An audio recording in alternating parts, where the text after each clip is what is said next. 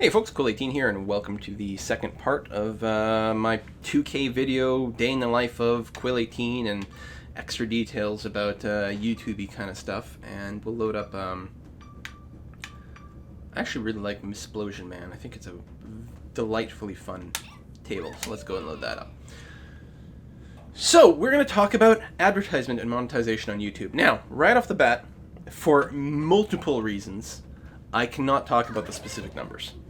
It's actually part of like a whole lot of paperwork and things and whatnot. I'm sure people in the comments will point to some of the general sort of numbers that get kicked around. There's also certain websites that you can go, and based on a channel's views, it'll give you an estimate of what they can earn. And it's like a broad range. It'll be like, oh, you can earn between, this channel can earn between like $1 and $50. And like, wow, that's pretty wide range. Actually, it's more like saying $10 versus $1,000. That's the sort of range we're talking about. Oh, that was just terrible. And so technically, those ranges are correct, the best kind of correct, technically correct. But I can tell you that it's going to be at the super low end of that range. Is how these things work out. They are trying to sell you on a partnership there, so obviously they're going to try to put out the big numbers. And I'm sure some channels can probably monetize more because of, I don't know, thingies. I'm not sure. And certainly anyone who sells any swag, t-shirts, hats, things like that, that's where the actual money comes in. Because the problem is, especially if you're a gaming channel, you can't monetize it directly. Because there's huge copyright problems. And obviously, most game companies, unless you're Creative Assembly or Sega or whatever the fuck is going on there, are quite happy with the exposure to their game, and don't really necessarily care if you monetize one way or another. A lot of places have explicit permission, and most places just, whatever, they don't care. They don't do anything. But the letter of the law is, because this is visually a lot of their content, there's some of their voice acting, different things like that. Some companies, or according to actual copyright, you're not really allowed to do it. So it's a really annoying gray area. And if you're just starting out on YouTube, first of all, if you're not monetizing your videos, usually it's totally fine. YouTube's not going to care. Right? And no one's going to arrest you or take your videos down. The biggest problem is sometimes music, which is why in a lot of my gaming videos the music is quite low. Because YouTube might auto-flag music if, people have registered it or something. And that can sometimes be a problem because some people in some countries might not be able to access your videos, or they might not be able to access them on mobile devices. Oh, there we go. So that's why I have the music. And the thing that makes me really happy is when Windows decides to throw a pop-up up to tell you something useless and stupid in the middle of a Fraps recording, because that kills the Fraps recording, often crashes the program, although I have to say that Pinball Effect seems to have done that just fine. So, where was it? Copyright issues, something like that. Anyway, so the real problem comes when you try to monetize video games. You can't. If you're just doing like a vlogging or something like that, and you get any kind of popularity, you'll be able to monetize it on YouTube. And what does that mean? Well, it means that YouTube will put ads at the beginning of your video, or next to the video, or at the bottom of the video, or something like that. And when people see those ads and or click on the ads, you'll make a tiny amount of money when that happens. So we'll talk about that a little bit in a sec. But the caveat with the gaming is that YouTube will not be okay with you doing that. Even on my Quill18 Creates channel, where I teach people how to program games, the YouTube automatic system is very cranky. It's like, no, these are mine, but it detects or something that it's like kind of gamey kind of graphics, and by default it says, oh, you can't monetize this. And then I have to write them a big letter that says, no, screw you, this is my actual content, so let me do this, you bastard. But with games, it's not really an option, generally speaking. Not if you want to do a lot of games. I think I got the shot. So that's why there are things called partner networks that you join up, and they really don't do anything for you. It's very annoying. They take, depending on who they are, they can take anywhere from a 20 to 40% cut. Actually, some take a 50% cut. So yeah, 20 to 50% cut off of your gross revenue. They just keep for themselves. And what do they do for that? Really, they just have lawyers, and they have an agreement with YouTube that, oh, you know, we're this partner network, and no, we're totally fine with copyright, even though they haven't actually done the work. But it lets YouTube wash their hands of it, because if a copyright issue comes up, they just pass things along to the kind of the network and all kinds of stuff like that. So what you're doing is you're giving up 20 to 50% of your profit, just so that this company has technically a lawyer somewhere that is allowing you to monetize this. Some of the better ones, and they will always tell you, oh, we've got all this support, we'll get you all this extra attention. It's not lies, but it is certainly an over-enthusiastic statement of their contribution to your channel.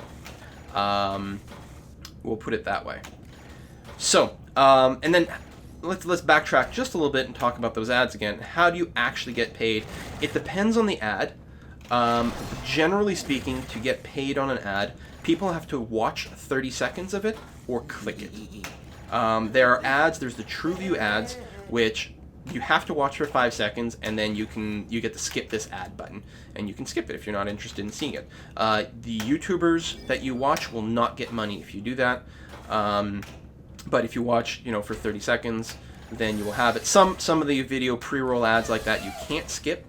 Then in which case, you know, the ones you can't skip will only ever be 30 seconds long. The TrueView ads that are skippable will sometimes be somewhat longer. They might be a minute or two. You know, and actually some of them are pretty good. Those are a lot of times when the companies are actually getting much more creative. And what's great about the TrueView ads is they're actually far more effective. Google and YouTube were pretty smart at this. Actually, I guess YouTube, I think it was before Google. Because no one gets anything out of the ad if users skip it. The companies don't have to pay for it. Well, I don't know exactly the details, but basically, the ads won't be allowed to keep running if no one watches them. So crappy ads kind of get filtered out, and so it's really incentivizes these companies. Hey, you want to get noticed? Make sure your ad is not crap. And yeah, if you've seen an ad once already, then no matter what, it's already going to be crap. But hopefully they make it good enough so that, you know, it's kind of interesting or relevant. You know, maybe it's on my channel. I'm hoping it's always, you know, ads for video games, and I don't think there's enough ads for video games, but that's always what I hope, that, you know, it'll be nice, relevant content. So, so yeah, and we will talk about ad blocking things in a minute. So, right, so the partnership. So one of the things they promise you is, oh, we will help you get your videos way more attention. Yeah, that can be hit and miss. More hit if you're, you know, a little bit more sociable, and part of the problem is I'm not super sociable in terms of collaborations and things. Partially just because my time is so full and crazy and stupid. I have a hard time organizing a sit-down session for multiplayer, even with my friends who I talk to, like, well, most days. Just sitting down for like a 30-minute game of League of Legends is hard to pull off. Which is why I don't do more multiplayer games on my channel, because it would be great, streams and things, and I've found the Paradox games are brilliant multiplayer. But yeah, it's hard. But if you're into that, then actually the networks, you can do a lot of collaboration work and have a lot of fun that way. But the thing that they do provide a lot of times is extra ad kind of opportunities.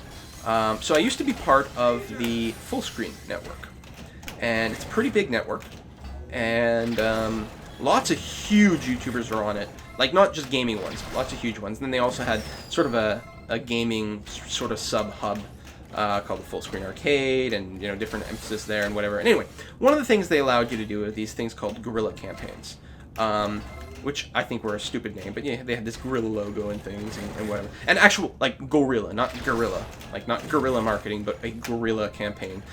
Which is basically, usually, it was to sort of do an advertisement for a product. And generally speaking, the way these worked is you would record a 30-second clip of yourself talking about the product, or, you know, maybe showing a clip from something, or whatever, and you would include it at the beginning of one of your videos. So it'd be like, you know, let's play Europa Universalis 4, Part 15, and you'd click play, and the first 30 seconds of the actual video, not an ad that plays before, but the first 30 seconds of the actual video, actually embedded in there as part of the video file, would be me talking about, I don't know, whatever.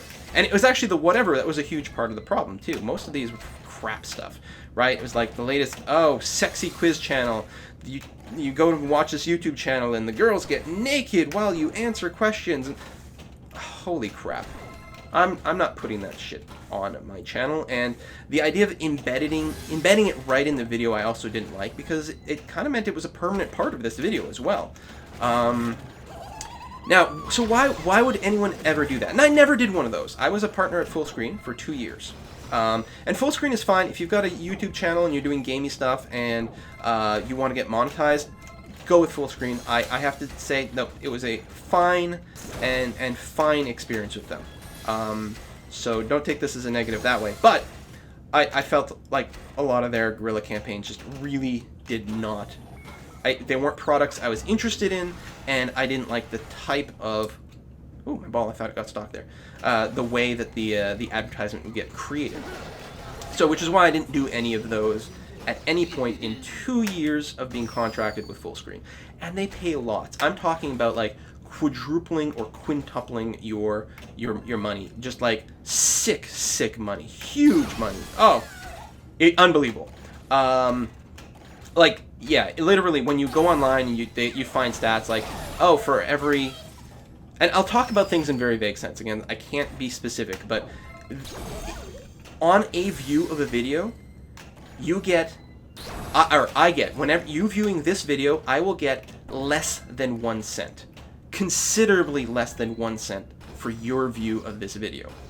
But if it was a guerrilla campaign video, I would get up to 10 to 20 times more money for your view. Now, on an individual view, that's still not very much, but on, 10,000 views, it starts to add up considerably. So you can make a lot of money with that, but I didn't like the idea. There was one time I participated in the guerrilla campaign, and I liked it because it was a completely different setup. First of all, the product was an actual Hollywood movie that seemed vaguely interesting. It wasn't a great movie. It was the R.I.P.D. movie, sort of a cheesy buddy cop thing about hunting ghosts. And I mean, it didn't look like a brilliant movie, but it looked fine, and like vaguely interesting and like vaguely compatible with some of the audience. I mean, silly buddy cop movie with vague sci-fi-ish fantasy elements. Yeah, sure, whatever. Not going to win an Oscar, but that's all right. Right? And then the other thing I liked about it is it didn't have to be embedded into a video. Instead, I just uploaded the 30-second clip by itself, and then it went and became part of the actual YouTube ad inventory, so that when you play a video and you get that 30-second ad that like plays instead of your video right away, there was a chance that it would be that. And my logic was, well, if you're going to see a commercial anyway, instead of seeing a commercial for, like, I don't know, Mr. Clean or Pepsi or something, why not have a commercial that's me talking about some movie? Effectively no cost to the end user. And I thought, well, that was fine and cool. And plus, I liked the fact that, hey, I'd be, like, talking about this movie. It made me feel kind of important and special.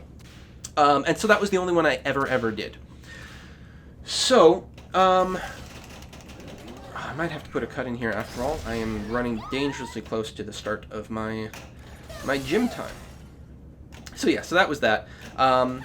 And with all the time that I spend on the channel, and the fact the channel has grown, and yes, it's very successful in many ways, but even though I spend almost as much time on the channel as I do on my regular day job, and I do make some money from the channel, I make considerably less per hour doing this than I do, actually working as my actual normal everyday day job. And it puts me in an awkward quandary in that I would actually like to spend a lot more time on the channel. I would like to spend full time on the channel.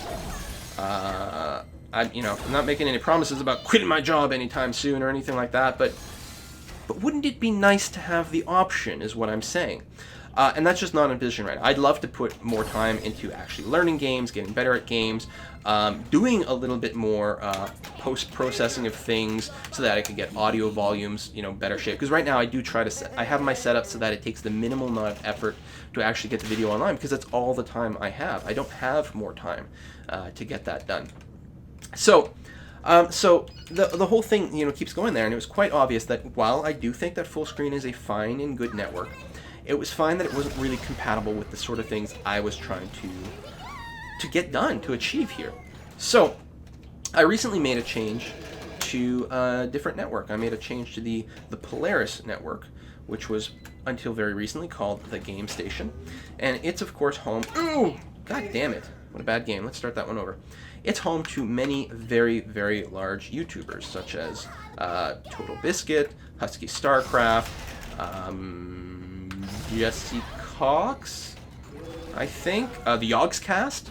I think there's another really big YouTuber too that's on Polaris / the Game Station, but he's not coming to mind. Is it?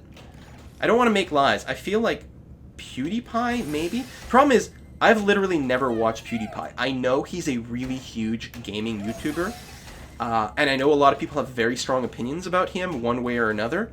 I've literally never watched a single video from this guy, and I should. If he's so big, maybe I should go learn some lessons from him. Although I'm pretty sure that my audience would say that, based on what I've heard, again, I'm not making an actual judgment, this is just based on hearsay, I'm pretty sure my audience opinion of his style would not entirely be compatible. But yeah, so anyway, it's a big network, and so I went to talk to them. I got some contacts. In fact, one of the people who really helped me here was Northern Lion, who's a fantastic, great guy. He was at one of the Paradox events that I went to, which is where I first met him. I had not watched his channel at that time. I watch a lot of YouTube, but I don't necessarily watch a lot of gaming channels on YouTube. I do watch Total Biscuit, but frankly, he puts out way too much stuff. I can't even keep up with him. I watch maybe a third of what he puts out there. And then I watch a lot of non-gaming stuff, like the Vlog Brothers and the Hannah Hart and that kind of stuff. So I hadn't watched him before.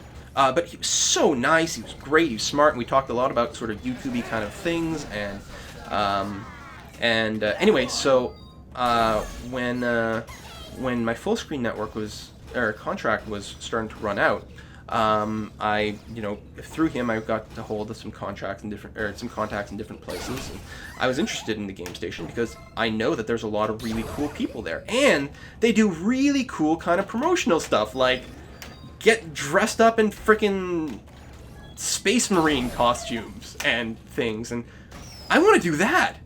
Does that sound amazing or what? Like, that stuff is bananas.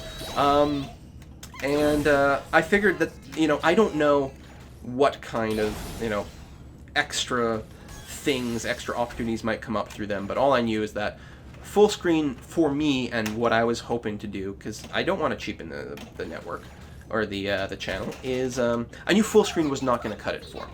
So I decided to move over there and see what will happen. So anyway, it's still relatively new in the relationship. There's actually been a couple of technical issues in getting set up on their site, so I still don't know what's up, even though I've been with them for about a month now. And other than that, like, being part of the network, like, I still do whatever the hell I want to do. In fact, too much. If I went more with what these networks wanted, I'd be doing a lot more collabs and different things and getting bigger and all kinds of stuff, but I don't have the energy for that, so I just do my own thing. So we're going to see exactly where that leads us in the future. I think that means I get to be best friends with Total Biscuit now. I'm pretty sure that was in the contract somewhere. I'm not positive, but I pretty much think it's there. So we'll see how it goes. I believe one of the marketing opportunities will actually involve shout-outs for channels and videos of other people on the network, which I'm really looking forward to. That seems like the best way to market things. So I'm hoping there's actually going to be some of that, because there's going to be a lot of picking and choosing, and people can't really tell me what to do. So it'll be like, oh, I found this cool channel, and there's an endorsement potential going on there, so let's go and do that. So we'll see how that goes.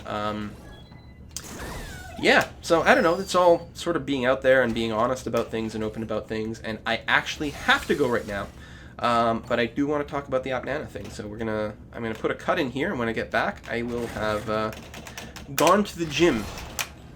See you next time, or see you in like 2 seconds your time. I am back, and my god, my body is in pain. So I've decided to load up some EU4 so that I can type observe. Boom, go into observer mode. You can toggle this cheat console with the tilde key, the thing to the left of the 1 key on your keyboard. And then we're just gonna go ahead and unpause and time-lapse that bad boy so that we can go ahead and talk about all the controversialness of, whoa, this is actually surprisingly laggy. What's going on here? I guess there's too many units. All right, looks like they're going okay now. All right, so let's talk about this AppNana thing. So all this preamble to get to that. Here's the thing. I have an Air Miles card, okay? And I don't know if not everyone in the world has an Air Miles. Wow, do we ever want to turn off the autosave for this? Don't autosave during the time lapse. Thank you. All right, so Air Miles is not something that exists all over, but they have very similar things in many different countries. It's one of these reward point things, right? So there are certain stores and businesses and things where if I go there and I shop there, when I'm checking out, they'll ask me if I have an Air Miles, and I will say yes, and I will give them my card, and they will swipe it, and that will give me certain points. And the way that this whole thing works is if businesses will pay to be part of the Air Miles system, so Air Miles gets money that way. And me, as a consumer, I am encouraged to go to the shops that accept Air Miles so that I can get my Air Miles rewards and, earn free stuff, including, ostensibly air travel, but you can also cash it in for all kinds of different kind of thingamabobs and whatever, furniture or, I don't know, all kinds of little stuff. I'm saving up for a trip personally. Right, so it's one of these standard sort of loyalty reward programs. So Air Miles gets paid by the companies get more customers. Like there's a few grocery stores in my area that's within driving distance, but I prefer the one where I can swipe my Air Miles card, for example. The liquor store accepts Air Miles, the one I go to. There's certain gas stations, or petrol stations if you're European, that will accept it, so I prefer ideally to go to those because all things are pretty much equal. Grocery stores is a grocery store is a grocery store. Some might have slightly more, slightly less selection than others, but overall, unless I need something specific, anyone will do. So I may as well go to the one with the that accept these Air Mile cards. And in my mind, when I saw the AppNana thing, I was like, oh, well, this is exactly like that. Because what they do is it's the same sort of partnership. Because game developers I don't know if they pay to get listed on AppNana or if there's a commission or something like that, right? But the way it works is you, as a consumer of iOS games, are encouraged to log into AppNana every day to earn your free points. And then while you're on there, you can also see games listed, and you're incentivized to purchase your games through AppNana, because when you do, you get a certain, based on the price of the actual game. Like, instead of buying it directly from the App Store, you buy it through the AppNana store, and then you get some of that money back to you as some of these points. And accumulate enough points, and you can either get free games, or you can get these gift cards, or whatever. And to me, it's exactly the same as the Air Miles system. Now, the one thing that is somewhat less than ideal, and I would have altered the deal, would have been, I did not realize that the referral system with the invite codes had that 5-to-1 ratio thing going on. I was not aware of that. It was not part of any of the material that I had seen, and in my little test, I hadn't noticed that particular thing. Everything else about it, as far as I tell, is totally legit and fine. Some people are like, oh, privacy. Listen, you're on the internet. You've got way less privacy already. This is not what AppNana does. They don't make that. It's like, what, they're going to know that you bought Tiny Wings or Minecraft Pocket Edition? That's not really the concern. But the 5-to-1 ratio is not good because it does encourage you to spam others. And I did not realize that was the case. And if I had known that, I would have included that notice in the video, and I would have de-emphasized the shared invite code. I just thought I'd found, an exploit in the system. Or, not an exploit, but a weaker spot that we could really take advantage of. Because other than that, it seems fine and not scammy and sleazy, and plenty of people thought it was. But then again, whenever I post a Kickstarter video, plenty of people say that, oh, Kickstarter's a huge scam too, which is just, I mean, can't please everyone, and that's all there is to it. But so then that's what I figured. I thought it was a legitimate thing, and they were willing to pay me to talk about this thing that was like, yeah, it's a little odd to cover mobile content for the channel, but everything about it felt like, no, this fits in perfectly fine. And most people were okay with it, but I still wanted to address it because some people were not okay with this on a few different levels. There were a few different levels of kind of complaints about it.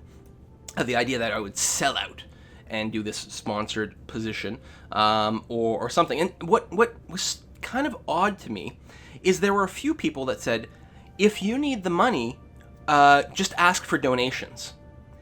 And the thing that's weird to me is, in my brain, is how in any way is me asking my viewers for money less exploitative than taking another company's money to advertise something that seems kind of okay to me in the first place. And that's like, maybe I'm seeing things wrongly, because clearly some people are totally okay with the idea, because literally I had someone PayPal me a significant amount of money in response to the AppNana thing, which I had to turn down. And it's not the first time someone has tried to PayPal me something. And I mean, I appreciate the thank you, but it feels very weird and uncomfortable to me to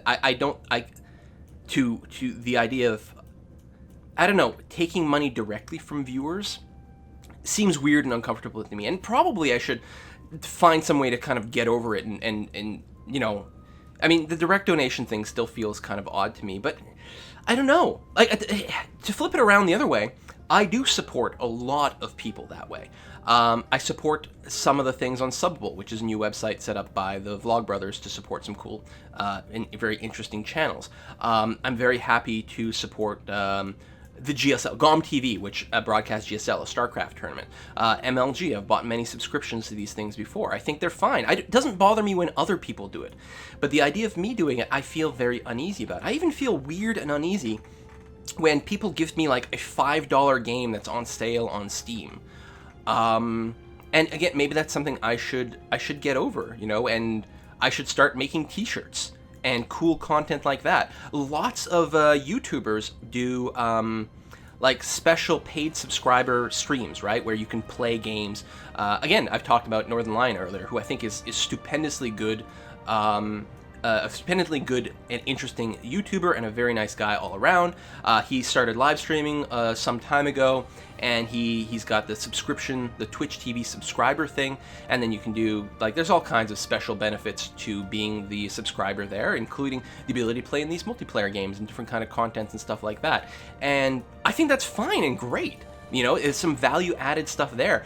I feel weird doing it, and you know, I think to a certain extent, it's kind of a Breaking Bad thing, right? I don't know if you guys have watched the Breaking Bad TV show, but the premise, and this is not really a spoiler, is this guy comes down with cancer and he needs money to be able to pay for the treatment, and he refuses to accept like charity and donations from his friends and family and all this. There's plenty of people who would be happy to help him out, and he just refuses to accept it. So instead he goes and starts creating meth, crystal meth. He manufactures drugs to finance this.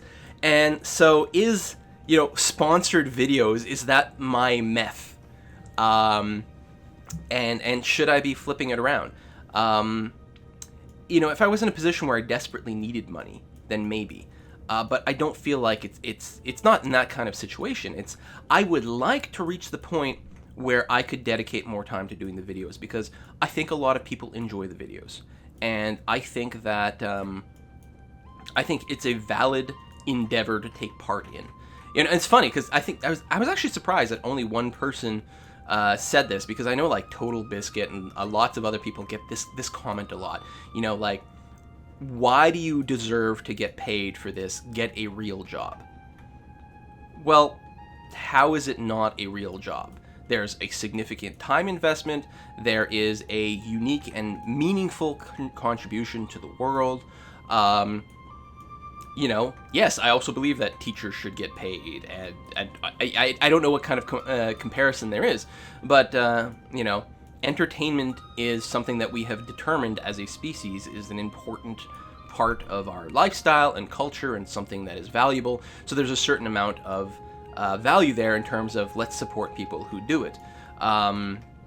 So there was only one person that said, like, get a real job, and I have a real job. In fact, that's part of the problem. That's why, like, the YouTube stuff is not as good as I would like it to be, is because I still have this real job, which, don't get me wrong, I love my job, which is the other part of the problem. If I really hated my job, I guess I would have quit, and I would be selling special subscriber-only access to some videos, which some people are totally okay with, and some people are not. Some people are totally okay with me having the sponsored video, which is totally skippable. That was the other thing I didn't understand. It's like, it said sponsored in the title. I will say, when it originally went live, it somehow went live without the sponsored tag in the title. It also, like, I did a final edit before it went live to change the title, and also not make it post to Twitter and Google+, but that last edit didn't take for some reason, so it went live without the sponsored tag in the video. But it was only like that for about 6.5 minutes, I think, before I noticed and I got the sponsored tag back in. So my logic was, I thought this was an okay product. I don't feel it's a scam. And, you know, people, if they didn't want to see this thing, which was clearly going to be an ad, didn't have to.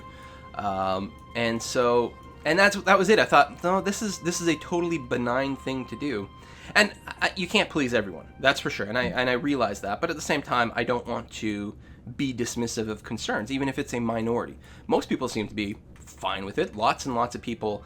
Well, I mean, there were a lot of dislikes on the video. Let's not deny that. There were plenty of dislikes on the video. Does that represent the majority of people who viewed it? No. There were more people who posted their invite codes on the video, I believe, than actually click dislike. So that was something. But no, I recognize that. I totally get that. So I'm not in a hurry to... This is not a new thing that I'm going to be doing these regular sponsored videos. Although, as I mentioned previously, there's actually another company that came to me to do a sponsor type of thing that I like. And that's my confusion. It's like, no, you've got a cool service. I would be pleased to find some way to make this work out in some fashion. And yeah. So I mean, to me, selling out would be all those stupid, naked, sexy girl quiz things that people kept wanting me to advertise before. Good God. Oh man, the money would have been good too, but and some people would have been fine with that. I'd be like, take their money, who cares, right? But I do feel that would have been a cheapened experience thing, and so I don't know. Whoa, what happened here? Ooh. And independent whales. Man, AI England, you always have problems. You do tend to come back though, but man, you have problems in the early game. Very funny. Yeah, so I mean, that's the situation. I want to address it.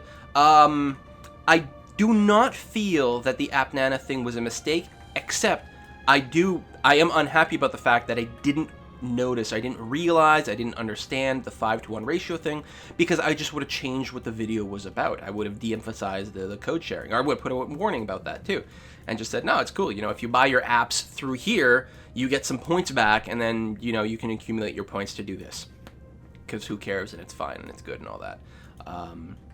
And that's, yeah.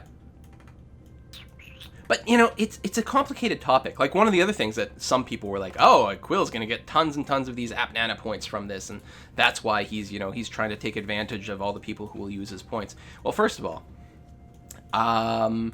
you know, I think, you know, maybe I'll end up representing about, maybe I can get like a $15 or $20 gift card out of that. And let me tell you, I did not do this. Like... it's a non-entity. I'll be, you know, upfront about it. But what's much more significant is if you go back to my League of Legends videos. If you go back to my League of Legends videos, in the description, because people always ask this, is how do you play the game? Where do you get the game? How much does it cost?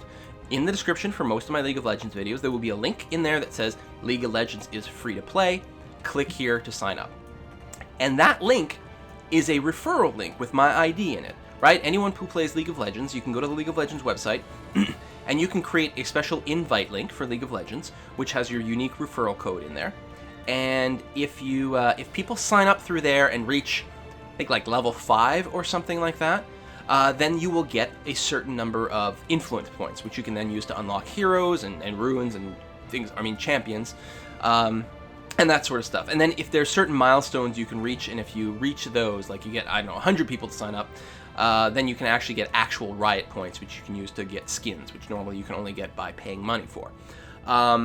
And so I've included in it, and as a result of that, because tons of people have signed up through there at this point, because I've been doing those League of Legends videos are like 3-4 years old at this point, like they're ancient. So I've racked up plenty of clicks, plenty of signups, and I basically have points to buy like everyone, all the champions if I wanted to at this point, right? And so I am, in the strictest definition of the word, I am exploiting the popularity of those videos. I am exploiting the fact that there's going to be viewers that click on the link. Look at how slow that sidebar comes out. That's really weird. Right? I'm taking advantage of that. But am I taking advantage of the viewers? It doesn't cost them anything to sign up via that link, right? They're points that are just sort of sitting there that would otherwise be untapped.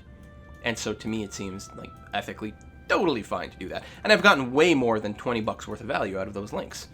Because, I don't know, it's like ridiculous. To unlock all the champions, you'd have to play like 1,000 more or plus games. Actually, probably way more than 1,000 games, or spend several $100s to be able to unlock all the stuff. So I got a lot more value out of those links than anything else. And it's a really interesting question. Like, the whole thing with YouTube and the videos that I make is very interesting, especially since I don't do reviews. I think I mentioned this a little bit earlier, right? I don't do reviews. I make videos for games I think are cool. So publishers at this point, since I've gotten big enough, and now there's like proper PR companies for these games that tons of people use. Oh man, these PR companies are finally, like, indies have a way to get PR companies, and it's fantastic for them, right? Because the indies work with them. These guys work with like game magazine writers and also YouTubers and get the content out there, and it's fantastic. And so I get free copies of games, right? So I'm using this whole thing. I now get free copies of some games, mostly indie games. God, those AAA developers are a pain in the ass to get, right? And from a publisher's or developer's point of view, sending me a free game has no risk whatsoever, because I don't do reviews. I'm not going to post about like, oh, this game is shit, don't buy it. I will either not say anything, or I will post and say, hey, this game is kind of cool, you might want to check it out. So it's totally win-win for them. And I don't know. I mean, frankly, if I did negative reviews, I would still get free copies of the game. But imagine, let's imagine a more cynical world in that I get all these free games because I can promise I won't do a bad review, which I don't. I don't tell people that in any way whatsoever. I say, hey, I'm kind of interested in your game. Can you send me a preview copy? And they just send me a game. There's no caveat about it at all. So it's not like that. But one could certainly imagine there's a possibility there, right? I started to experience this sort of weirdness too with the Europa Universalis 4 stuff, where Paradox flew me out to Sweden originally to participate in the press event, and we were wined and dined and treated really nicely. They paid for our flight, our hotel, our meals, which were pretty good.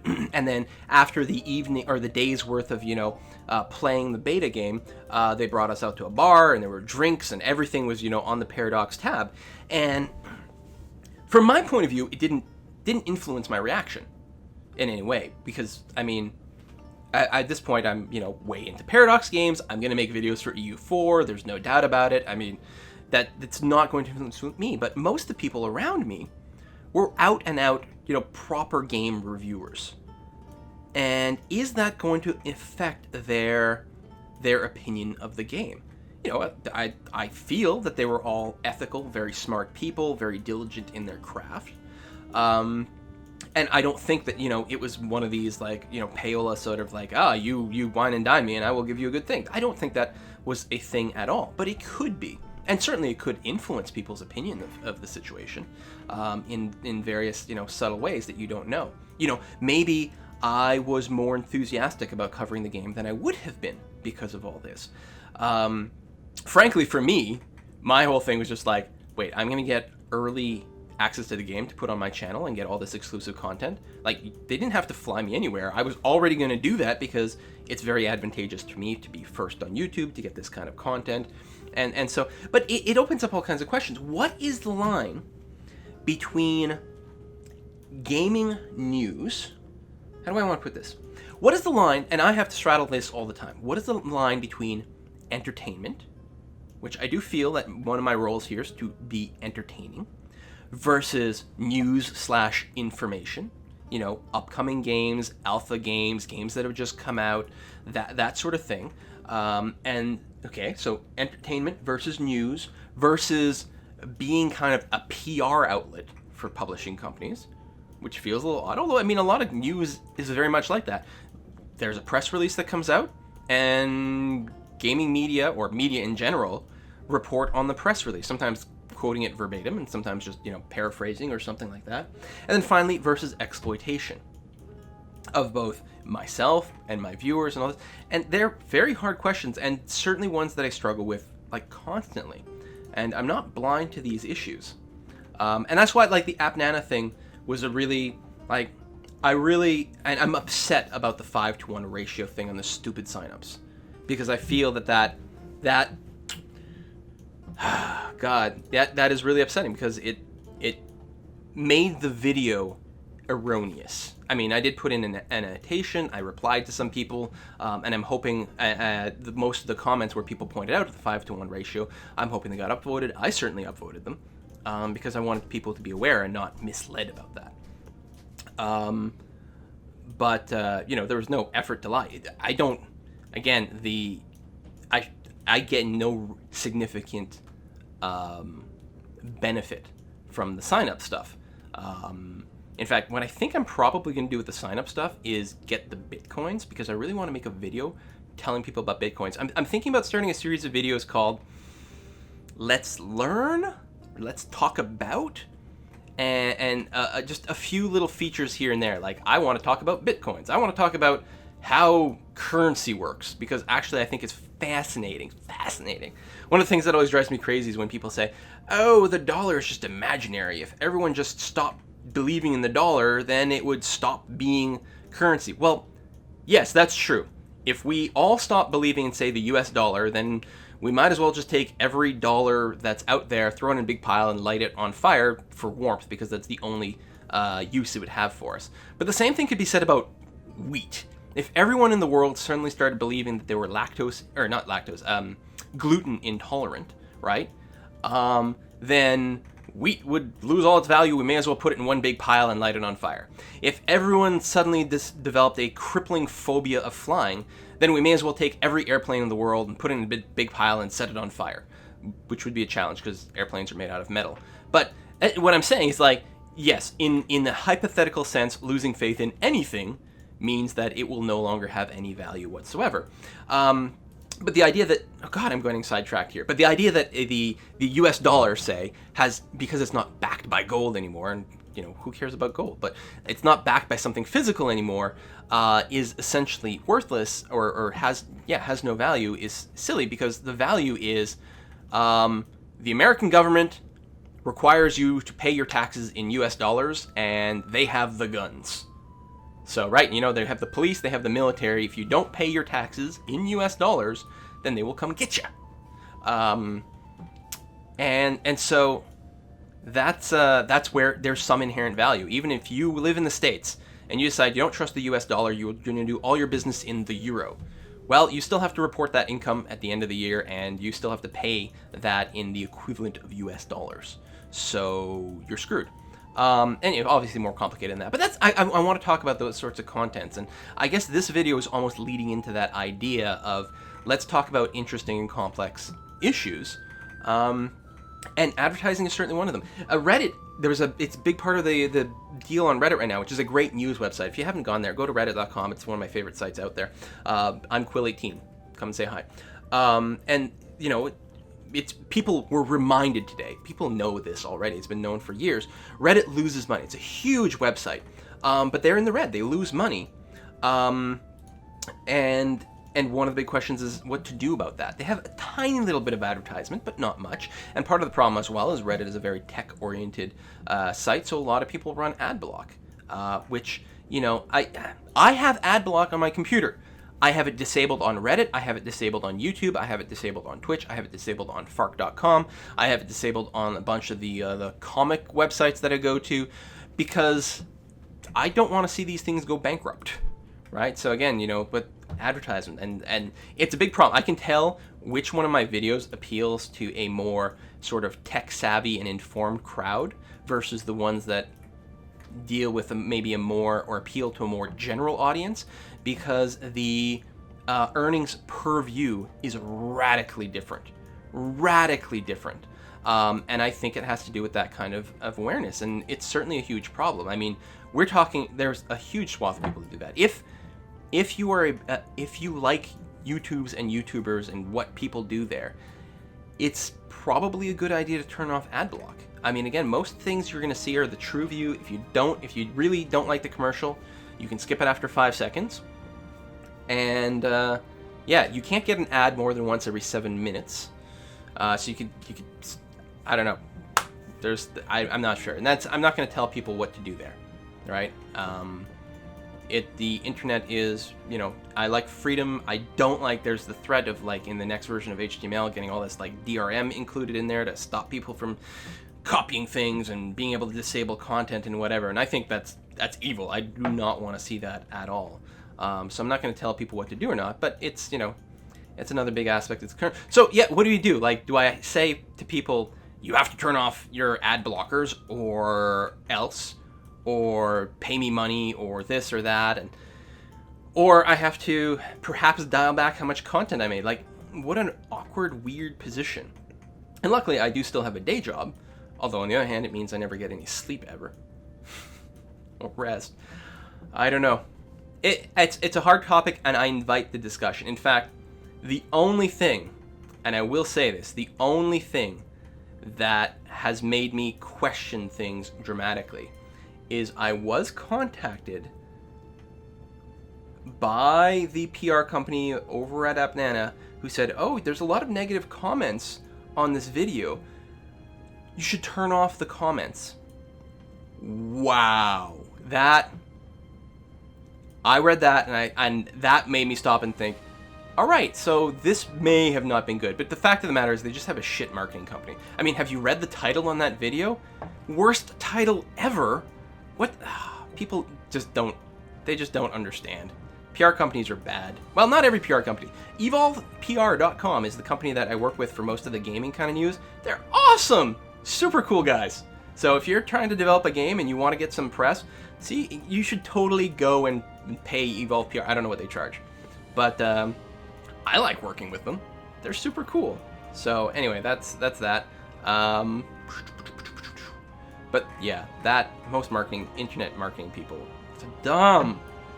I mean, if you really want to piss off the internet, censor things. There's something called the Streisand effect, which it is named after Barbara Streisand for reasons. But basically, the idea is if you try to, like, stop people from talking about something or spreading something on the internet, it's just going to guarantee that everyone is talking about it and spreading that thing on the internet. Yeah. So, dumb. So I'm more than happy to talk about the advertisement question. I'm more than happy to talk about it in general sense. I'm more than happy to talk about it in the AppNana sense. I'm more than happy to talk about it in sort of YouTube videos and what to do about it and things and whatever. I love that kind of discussion, frankly. I mean, obviously, there's, you know, I have a vested interest in one way or another. But my biggest vested interest is in keeping a big, happy community of people. Because, you know, eventually there's bulk in numbers is going to make things work out in some fashion. I mean, would people be happier if I was selling t-shirts? Some people would be. Some people would think it would be exploitative, and I guess it would depend on how frequently it's mentioned. I mean, I don't even like reminding people to subscribe and like the videos. I'm really bad at negotiating, too. I don't like conflict, but I love debate. So if you want to debate in a non-conflict fashion, please do. And just a reminder, if the YouTube comments is never enough for me, you can always, well, first of all, I mean, you can always reach me on Twitter. Obviously, that's not a great medium for really involved discussion either. But I do respond to Twitter pretty frequently. But you can always email me, quill18@quill18.com. It's the world's least secretive email address ever. And again, even on email, I can't necessarily respond to absolutely everything. But if it's an interesting email, and hopefully not too wordy, I'd be more than happy to jump in there. But it's an important discussion.